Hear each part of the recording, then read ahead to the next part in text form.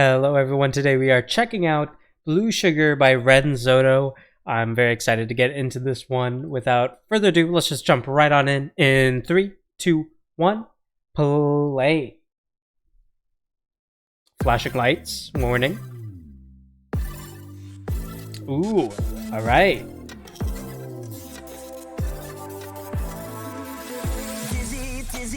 Ooh.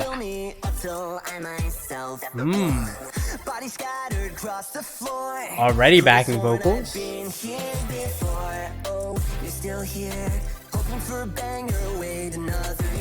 Alright, very digitized already. We're getting some crazy, I hesitate to say pitch correction, more like pitch alteration with this very digital distortion over the vocals. I'm preoccupied with my career. And interestingly enough, the percussive tones of, or the percussive instrumentation that we're getting beneath these vocals are very contrasting. We're getting this very heavy digital percussive drum that's more so almost like a bass synth, and it's directly juxtaposed with a very crisp treble clap, a digital clap effect, which almost serves as the main acoustic hook, aside from the clean vocal that we get every now and then. It seems to pop out a tiny bit. So if you listen just closely a bit, you can hear that very percussive, deep instrumentation directly compared to the sharp treble clap percussion. Still here, hoping for a banger, wait another year. I'm preoccupied with my career. We're getting a lot of EQ manipulation on all of these vocals, and it's not just from one vocal line to the next, it's in the middle of the vocal line. We're getting a switch up between the low cut and the high cut of that track, and it's a very interesting way to add dynamics without doing something such as a vocal run.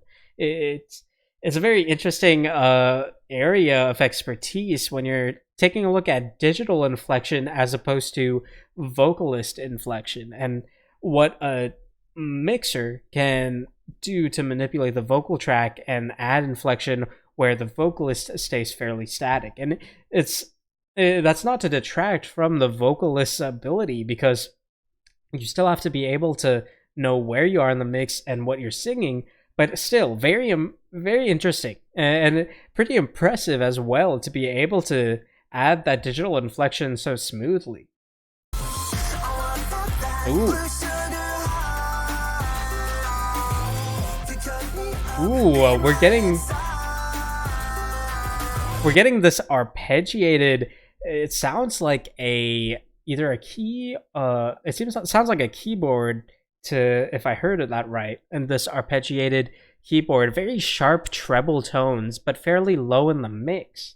So and we're getting that percussive bass synth drum booming out more in the mix now. So it obscures those treble tones a little more when they're layered together, but it makes it pop out even more when the vocals hit those treble tones and belt out and project a bit more.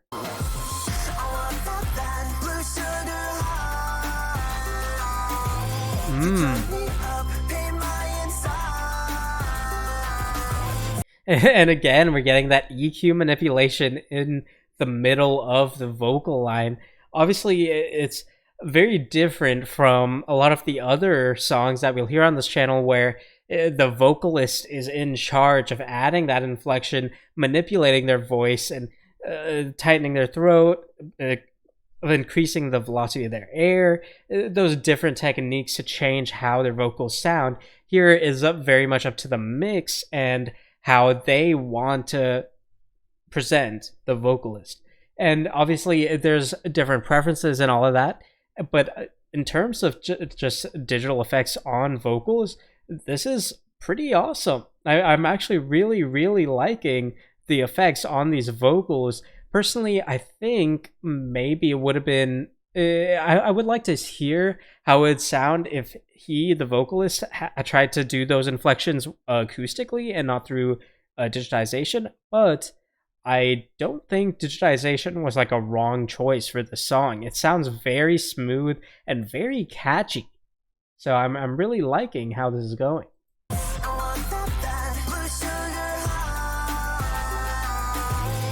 Nice. And what's interesting to me, I know I'm pausing very soon after the last pause, but what's interesting to me is that we still hear that breathiness in his voice. We can still catch on to when he's adding that breathiness, when he's projecting more. That isn't lost in the effects on his voice. I feel like we do lose a bit of what he's doing with his vocal demeanor and how he's adding inflection to his voice. That is kind of lost a little bit, but we don't lose that projection. We don't lose that that breathiness that he adds in towards the beginning of that hook compared to the end, where he's just a little more belty with it.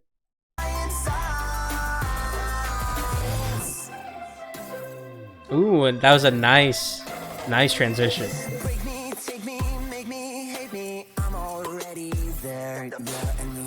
Ooh, that was a nice. We were still sustaining that vocal line from before, but we got a bit of, I don't want to say a backing vocal, but almost just sort of this interjection beneath that vocal in the mix to then introduce the next segment. That was a very smooth vocal transition, as opposed to the instrumentation that we've really been focusing on for transition so far. The glitter rides up and the avalanche came to drown me better.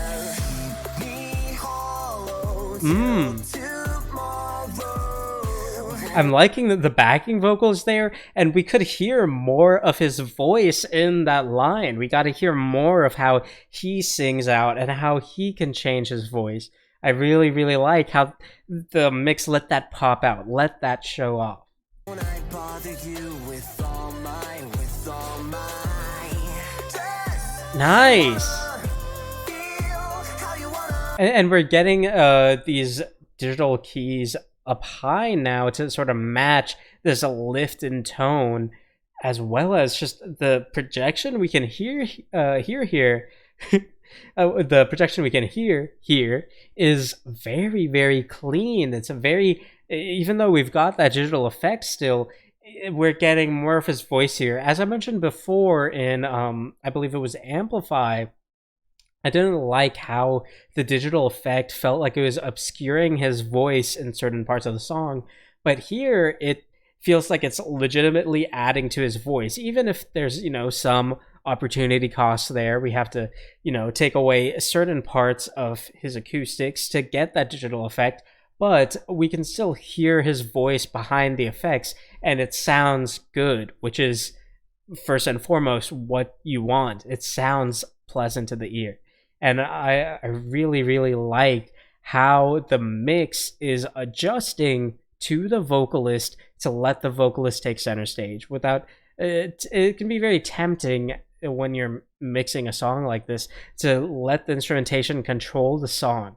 But we're always chasing the vocalist rather than the vocals having to chase the instrumentation.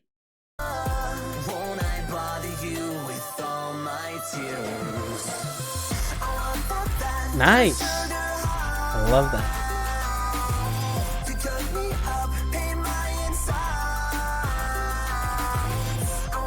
It's a very catchy song.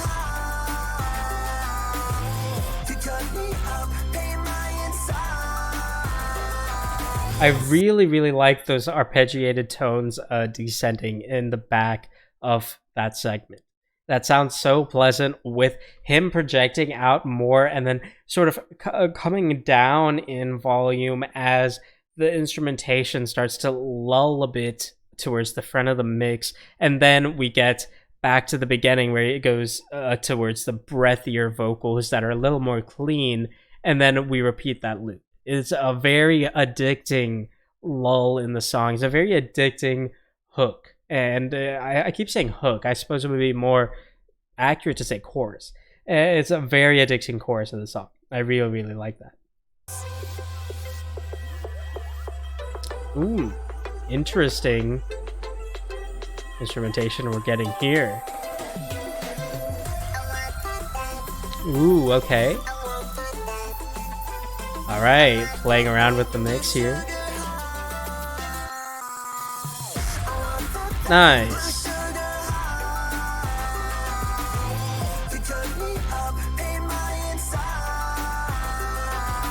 Nice. Alright, I'm playing around with the low cut in the EQ here.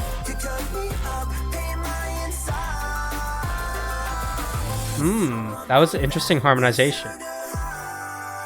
We're getting some like harmonies here, which are pretty interesting. I quite like how the harmonies come across with this digital effect here.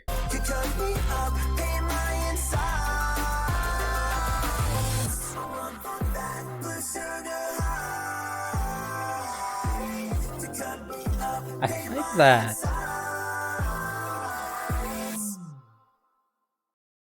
That was really nice. I really like that. That was a very catchy song. It's a fairly simple, you know, hook or chorus of the song that catches your ear. It gets in there. It's a very I don't want to say easy, but it's kind of like an easy ear bug to just get into a listener's ear. But I mean, that's sort of the point of the song. You want to make a catchy, fun song that just shows your abilities off to your listeners. And this was a wonderful example of just how Ren is able to fit his voice into these digital tunes, these digital effects, and still make himself the star and not serve the mix.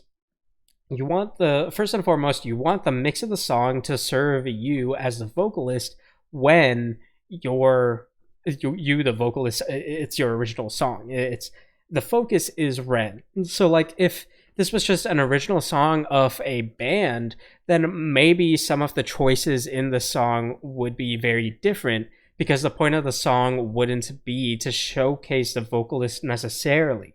Now it still could be, the main concern of the song still could be to showcase the vocalist, in which case some of these choices may still be the same.